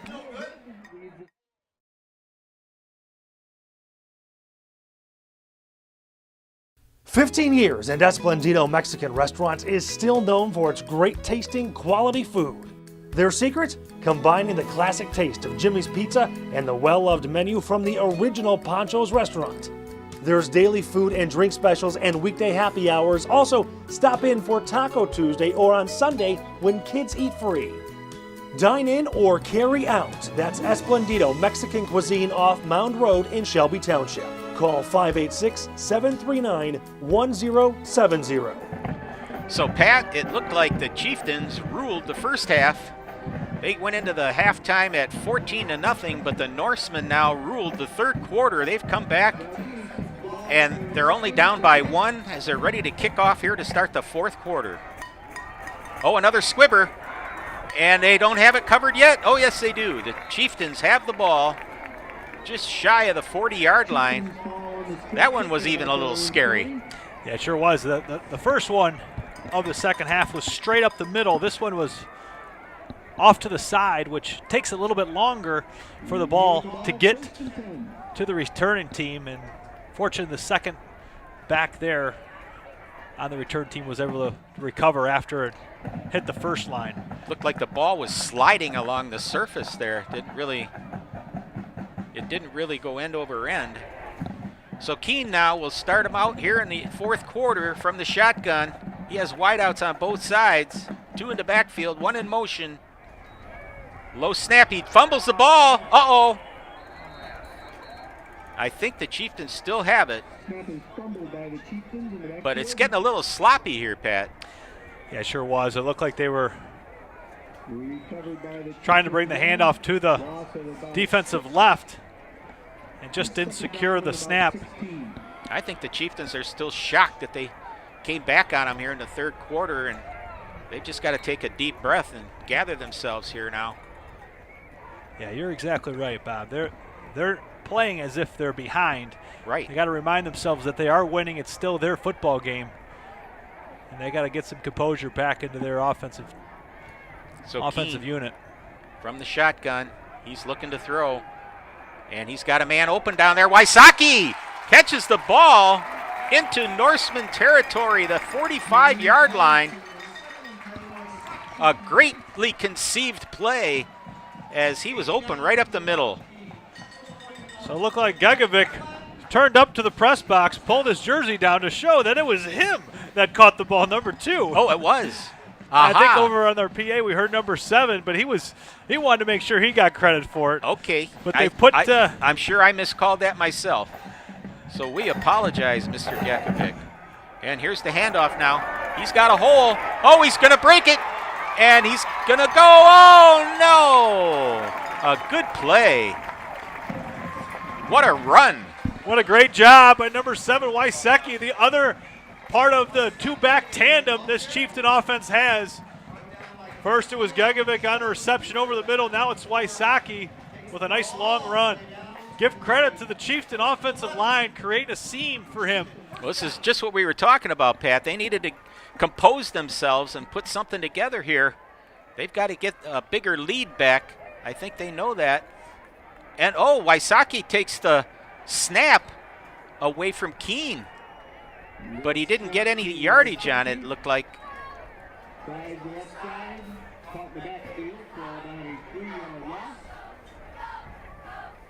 So now he lost 2 yards. It'll be second down and 12. Looks like they have to score here to get the first down.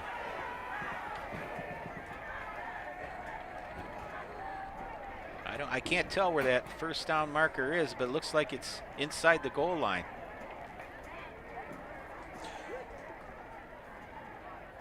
Keene now wideouts to both sides.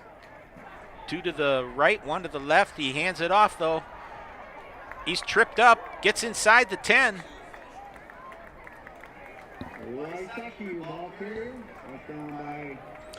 Excellent job by number 72. Gary Branch and Kirk Kesson closing down that edge on the right side of the offense. 9 minutes to play now in the fourth quarter. Chieftains clinging to a 1-point lead. They're going to try to punch it in here to increase that. So it'll be third down and about 7 yards for that first down, which is very close to the goal line. Keene now, shotgun, 2 wideouts to the left, 1 to the right. Let's keep an eye on Gegovic here. Uh-oh, fumble in the backfield, and he just covers it. Wysocki had to fall on it. So here we go again with this little bit of sloppiness. It's going to be interesting to see what they do here, Bob. I think they're going to kick it. I think it's a lot of nerves going on down there right now. Grosse Pointe North doesn't appear to have a kicker, at least to the point of wanting them to use their kicker strength on their kickoff. So this will be a field goal attempt from the 20-yard line, I'm sorry. And it's good, a 30-yard field goal.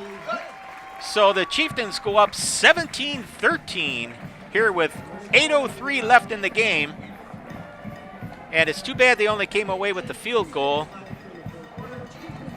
Yeah, but that's a smart move. They got a score out of it. Smart move by Coach Marulli to get the 3 points. Now they're up 17-13. If they're back in that situation again, they get another 3 points. They're up a score. I don't know if the Norsemen are equipped to kick field goals, but that still gives them a good 4-point lead. I think the key would be to keep the ball out of the Norsemen's hands. If they can keep their defense on the field. We don't want the Norsemen offense to get it because something lit a fire under them. They were able to come back here.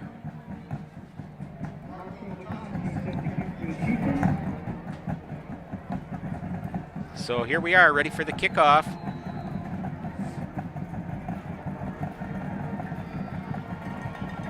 Oh, and a great kick. Goes back almost to the goal line. He's up across the 20, 25, and the Chieftains have him down there at the 25-yard line. A little scrum going on, but they finally get him down. Nice job by the kickoff team there, flying to the football, merging in on the returner. A lot of speed there with that return back. Yeah, there sure is, Bob. They put their top athletes on that kickoff team. Well, you know, they even have a hockey player on the football team here for the Norsemen.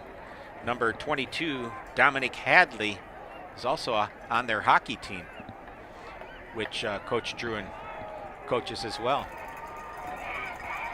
So they got some tough kids. Here we are now. Kwiklinski from the eye. And he does give it to the second back, but he's stopped there right at the goal line, or at the line of scrimmage. Chieftain defense rising to the occasion. They know they need to stop him here.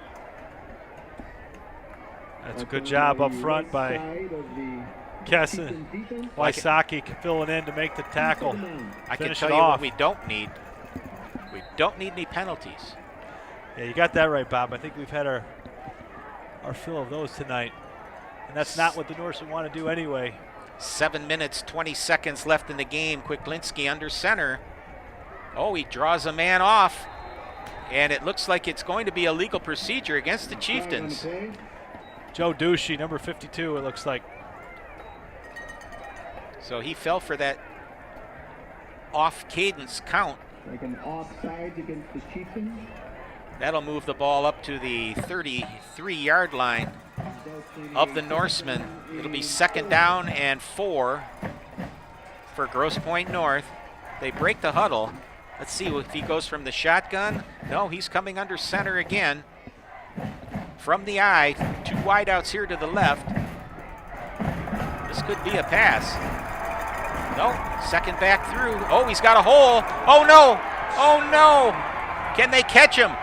He's fast. This is what we were oh, they got him. Great play from behind. But that's the speed we were talking about just a second ago, Pat.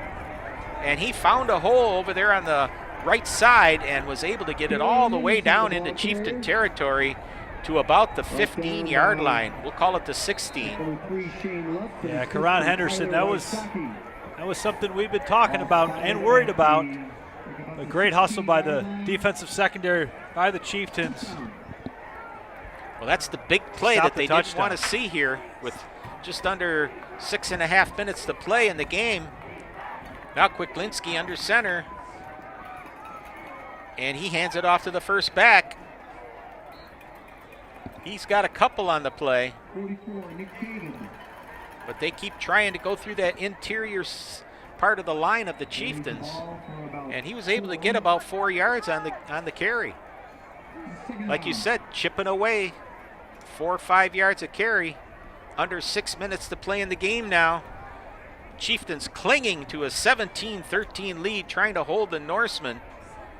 He sends these wideouts way out here to the left this time from the eye. Under center, Kwiklinski.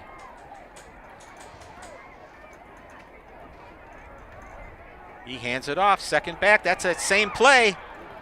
The same play that he broke just a second ago. And looks like he's got the 1st down. I can't tell. Yeah, It it's is gonna a be first and down goal. for Grosse Pointe North. First and goal from the 4, it looks like.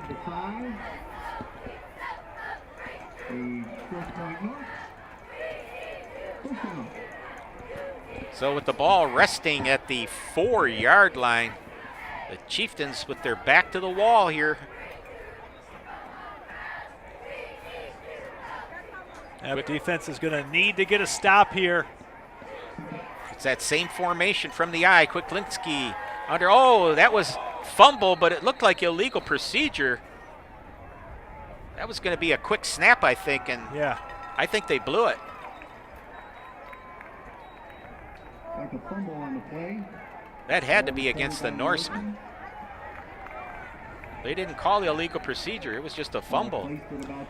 Yeah, Chieftains are bringing in another defensive lineman, taking a linebacker out. They're anticipating more runs inside the tackle, so they want to bring in It's that same formation. more size on the defensive front. 2 wideouts here to the left. Quicklinski, the handoff. Oh, the Chieftains stack them up. And a loss on the play that time. So that'll bring up a 3rd down. And that moves them back to about the 6-yard line. Excellent penetration by the defensive line of the Chieftains. So with the ball on the 6, it's 3rd down and 6. Let's keep an eye out on the tight end on the defensive left side. The big target, Joe Aralt, 6'5", 200 tight end. Same formation. And they want to think about it. Oh, Utica takes the timeout. So with 3:51 remaining in the game, the Utica Chieftains holding on to a 17-13 lead over the Grosse Pointe North Norsemen in this MAC White contest. And actually, Pat, this comes down to a pretty closely 2 evenly matched teams. Yeah, it certainly is. I mean, we've seen explosive plays from both offenses, some stifling defense from both teams.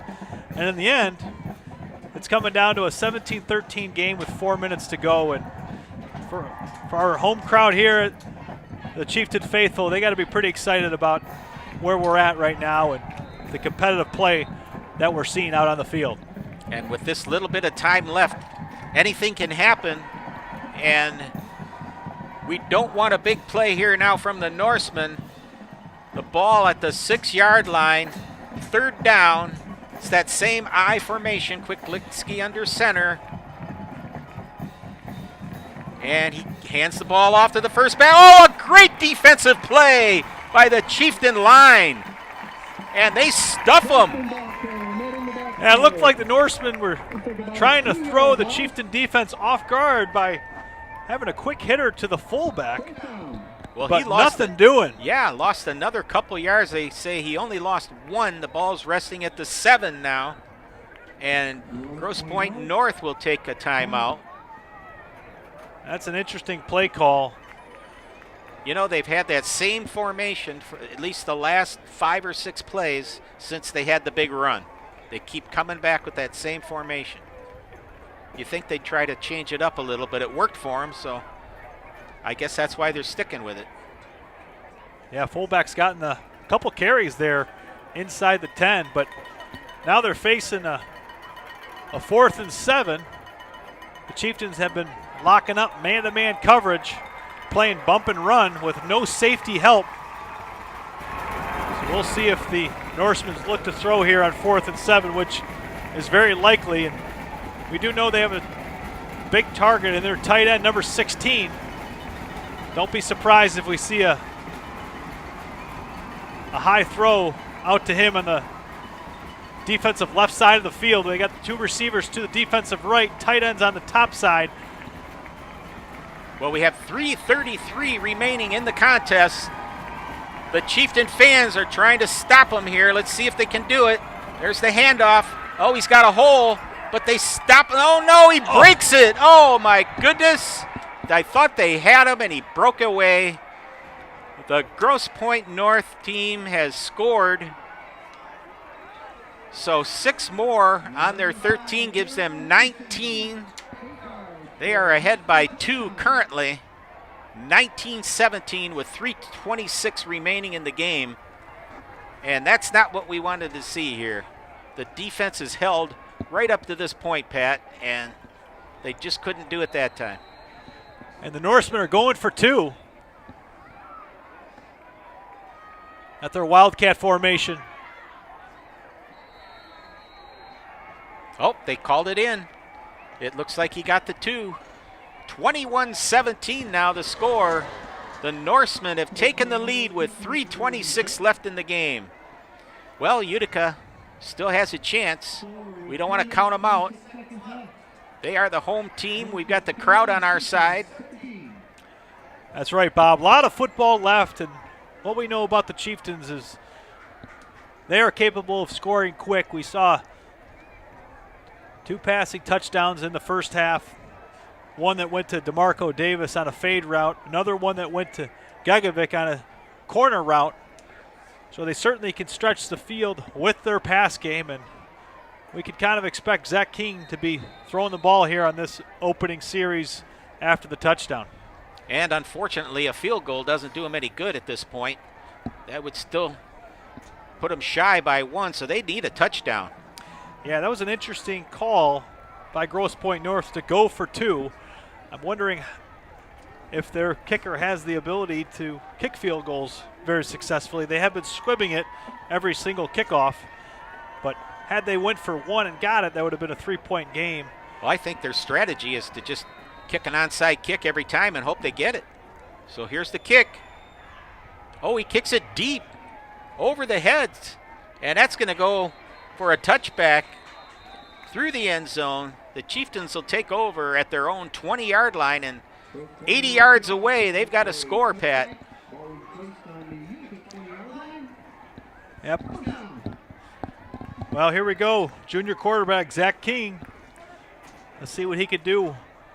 Fourth quarter, down 4 with 3 minutes to go. Though he is a junior, this is not his first varsity start. He had a chance to play a lot of football last year as a sophomore. And we can anticipate some throwing here coming out of the gate. Well, he's back from the shotgun. He has wideouts to both sides. Let's see if he airs it out. And he does. He's coming over this side. And, oh, just out of the reach of, it looked like Gekovic. I think he let him just a little too much. Yeah, that's a pretty nice throw. It looked like Gekovic might have had his hands on it. Again, they're putting him at the number 2 wide receiver, running that corner route. That's a very difficult route for the safety to cover with the speed of Gekovic. But wherever he's at, the Norsemen have to be prepared for the ball being thrown to him. So that stops the clock at 3:21 left in the game. Utica now trying to come back after holding the lead most of the game. The Norsemen have taken a 21-17 lead here. They do need a touchdown. Keene back to throw, and he has a man, but it's not enough. He's not going to get even back to the line of scrimmage. There's a screen pass there on the top side of the field. So now it's even longer. 3rd down, and we're going to call it 14 yards that they need for the first down. So we know he's going to have to throw the ball here with 2 minutes and 50 seconds left, counting down. Keene from the shotgun. And now they're cheating over 2 safeties over top of Gekovic here. They're going to even walk a backer out to collision him. And incomplete, brings up a 4th down. So Utica's chances are dwindling here right in front of our eyes with 2.5 minutes left in the contest. And it looks like they're going to go for it, Bob. And, you know, it's a shame. They had the lead most of the game, and the Norsemen really had a fire lit under them here in the second half. And were able to come back. So this is a last gasp effort for the Chieftains. Keene now back in the shotgun. 2 wide receivers on each side. And he's looking to throw to his right. And he's got a man. He's over midfield. He's down to the 37-yard line of the Norsemen.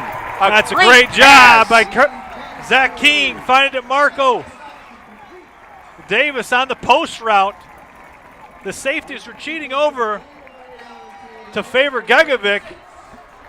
And DeMarco Davis came from across the field on a post route. What a play. Zach Keene put it right on the money.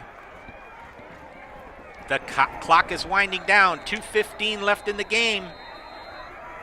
And now the Norsemen will take a timeout.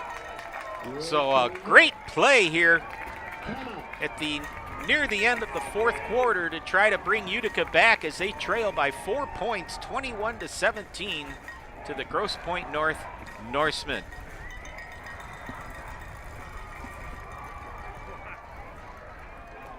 So we'll see if Coach Maruli can pull something else out of his hat here, get the Chieftains into the end zone, because their defense has really fought hard this game. They deserve a win.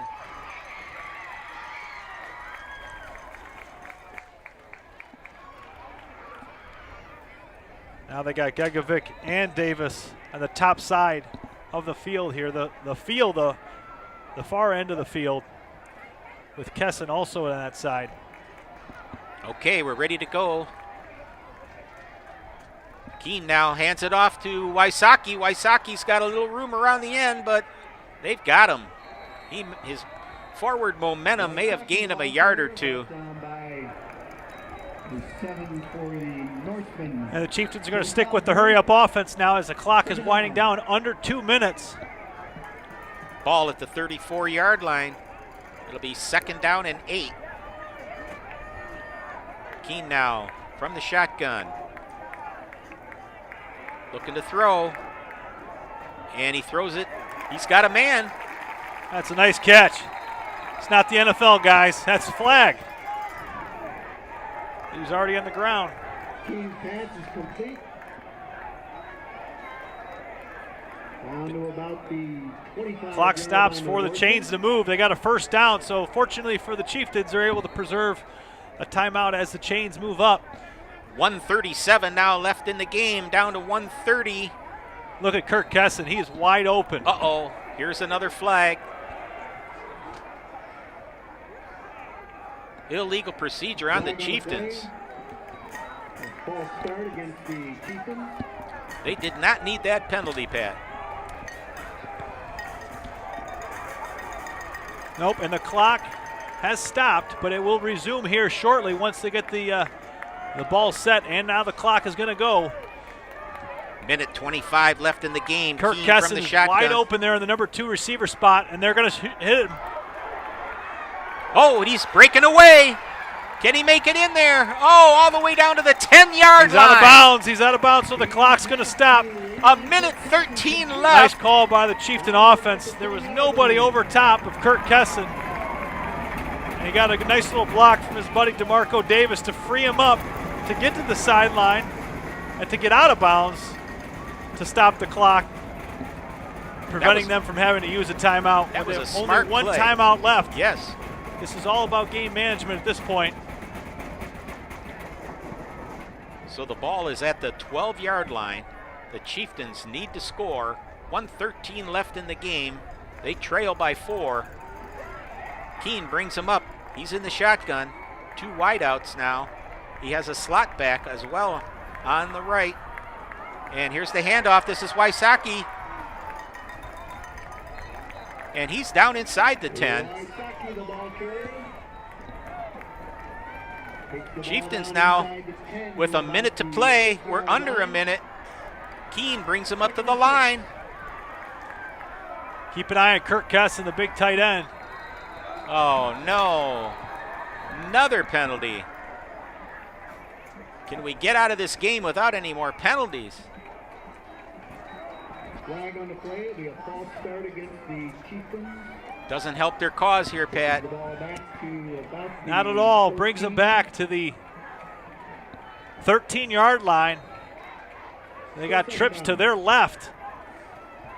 Gegovic is in man-to-man. Watch for the corner route. Gives to Wysocki. He cuts it back up the middle. He's inside the 10 with 37.9 seconds left in this contest. The Chieftains take another timeout. That'll be their final timeout. I'll tell you, Pat, this is an exciting finish to this game. Oh, it certainly is. This is all that we asked for on our first home opener for the Chieftains here. And the crowd has remained. Oh, yeah, they're all on the edge of their seat. On their feet.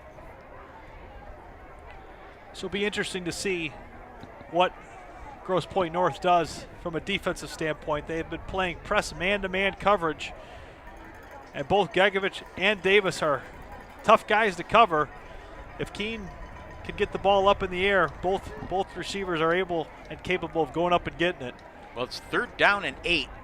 So technically they only have 2 downs left, but the clock could be a factor here. They might not get 2 plays off. We'll see what happens. Keene brings him up.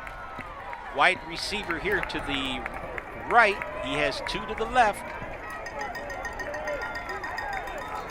Oh my gosh. We got a penalty on the outside receiver. Well, you can tell the coaching staff isn't real happy at this point. Yeah, it looked like Davis was trying to cut his split coming in close to the football, and he kind of got caught. Now they're going to put Gegovic on the other side of the field. Well, that makes it a 3rd and 13 now. The ball rests at the 15-yard line. Keene from the shotgun. Let's watch for Davis on the top side. Fade route to him. Uh-oh, low snap. He's able to get it away. Throws to the corner. He's got a man. Oh, he's out of bounds. Out of bounds. He caught the ball, but it was thrown a little too far for him. And I'll tell you what, everybody held their breath there for a second. Yeah, Bob, Gegovic just ran out of room. Yes.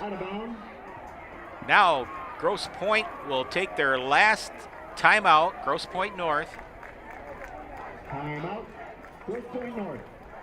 Boy, we couldn't have asked for a better finish, I guess, but the Chieftains on the short end at the moment. They've got basically 1 down left now to get into that end zone.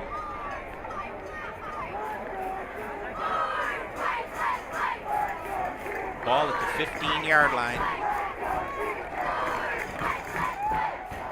They could actually get a first down.